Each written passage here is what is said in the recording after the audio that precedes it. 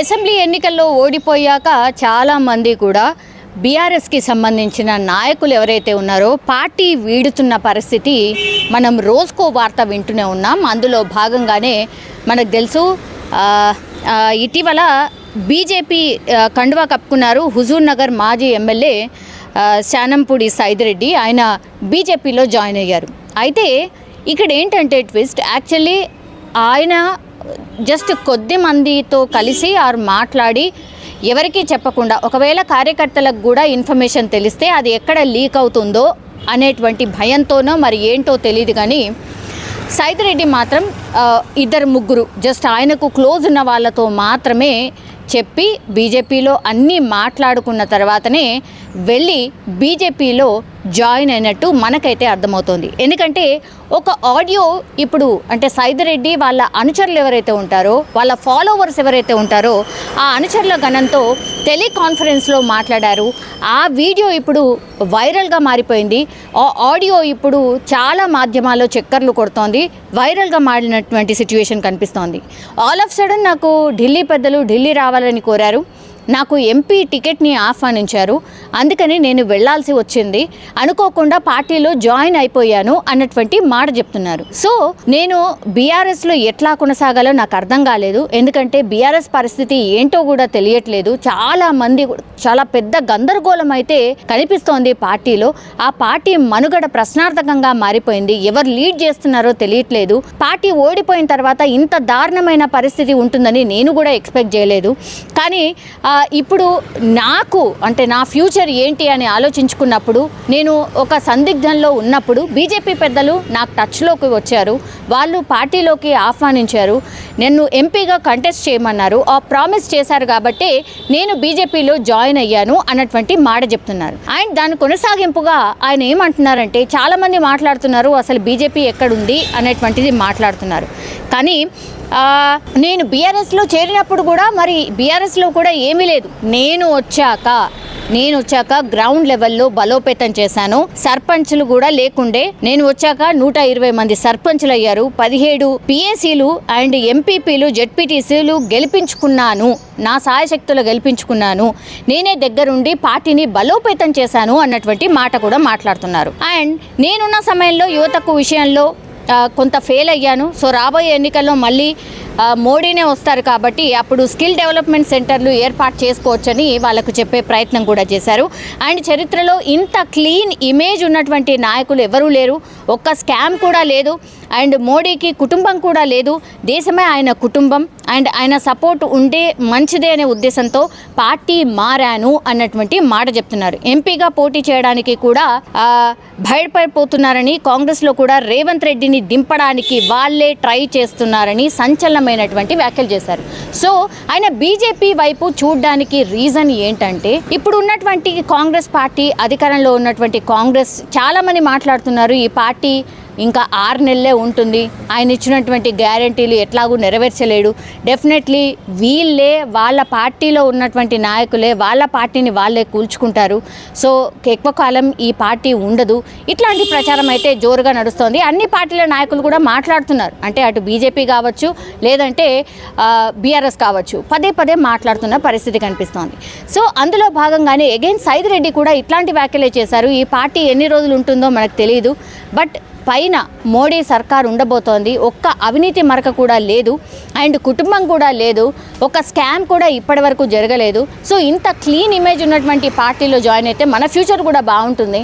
And నేను ఇప్పటి వరకు ఎవరైతే యువత ఉన్నారో వాళ్ళకి నేను ఇంతవరకు ఏం చేయలేకపోయాను కాబట్టి వాళ్ళకి ఏదైనా చేసే ప్రయత్నం కూడా నేను చెయ్యొచ్చు. సో బీజేపీ అయితేనే మనకు ఈ ఫ్యూచర్ ఏదైతే ఉందో బీజేపీ వల్లనే సాధ్యం అంటూ ఈ వ్యాఖ్యలు చేసినట్టు కనిపిస్తోంది. సో ఆయన కాన్ఫరెన్స్లో నాయకులతో ఏం మాట్లాడారు, ఆ పార్టీకి సంబంధించిన అతని ఫాలోవర్స్తోని ఏం మాట్లాడారో ఆ ఆడియో ఇప్పుడు వైరల్ అవుతోంది. సో ఫ్యూచర్ బీజేపీతోనే ఉంది, బీఆర్ఎస్లో ఏమీ లేదు, అండ్ కాంగ్రెస్ ఉంటుందో లేదో తెలియదు. ఇవన్నీ కూడా కీలకమైనటువంటి వ్యాఖ్యలు. ఇప్పుడు ఈ ఆడియో మాత్రం వైరల్గా మారుతోంది. ఆయన ఏం మాట్లాడారు అనేది ఒకసారి మీరు కూడా వినండి. 2 గంటల మధ్యలో ఫోన్ చేసి పొద్దున్నే మాట్లాడదాం 8 కల్లా రమ్మని చెప్తే నేను డైరెక్ట్ అక్కడికి వెళ్ళిపోయాను ఢిల్లీకి. పోయినాక ఈ రోజు సిఈసి మీటింగ్ ఉంది, నువ్వే పోటీ చేయాలా, ఇప్పుడు నీ పేరు ప్రకటిస్తాం ప్రధానమంత్రి అమిత్ షా మధ్యలో నీ పేరు ప్రకటించాల్సి వస్తుంది. దానికోసం నువ్వు ఇప్పుడు జాయిన్ గా కండ వేసుకోకపోతే మళ్ళీ రేపు నువ్వు వెనక్కి పోతే పార్టీ పరుగు పోద్ది స్టేట్ వైడ్, అందుకని నువ్వు కండ వేసుకోవాలని చెప్పిన. అయితే లేదు సార్ నాకు మా వాళ్ళతో మాట్లాడుకొని వస్తా అని చెప్పిన. కానీ అప్పటికే వెంకట్రావు గారు, సీతారామయ్య గారు అందరూ ఆడు ఉండటం, లేదు లేదు ఇప్పుడు మళ్ళీ ఈ మీటింగ్ జరగదు, కష్టమవుతుంది, ఈ మీటింగ్ తర్వాత అయితే మళ్ళీ పేరు వెనక ప్రకటించాల్సి వస్తుంది అన్నారు. మీకు తెలుసు సరే బీజేపీ ఇప్పుడు ఉందా లేదా, చాలా మంది భయం ఏంటంటే అన్న ఇప్పుడు బీజేపీ లేదు అన్నారు. మీకు తెలుసు మనం వచ్చిన రోజు టీఆర్ఎస్ పరిస్థితి ఏందో, ఒక్క సర్పంచ్ లేడు మన నగర్ లో.